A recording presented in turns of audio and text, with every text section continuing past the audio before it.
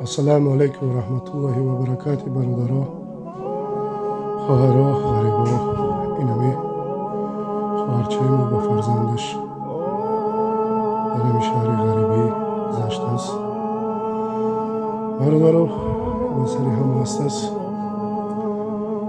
یک یوردان میکردگی یوردان که یوردان نمیکردگی دوکا که یا پای الله همه شما رو جنت الفردوس نصیب گردونه.